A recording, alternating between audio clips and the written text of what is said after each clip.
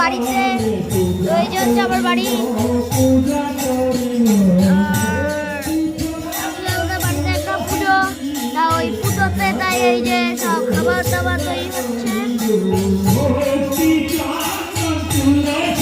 এই যে ওইগুলো তোমরা হয়তো আশা করি দেখেছো। তো এখন আমি কি বলবো আর কিছু বুঝতে পারছি না।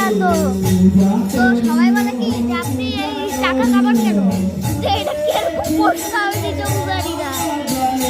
তো বন্ধুরা টাকা কিন্তু আমাদেরই দরকার, পৃথিবীর সবার টাকা দরকার। তো টাকা কি শুধু আপনারাই চাই না?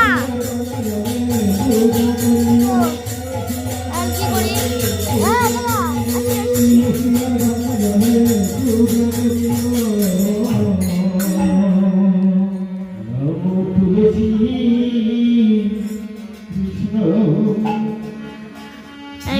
ভালোই।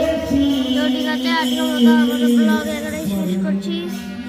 নমস্কার, আবার কালকে দেখা।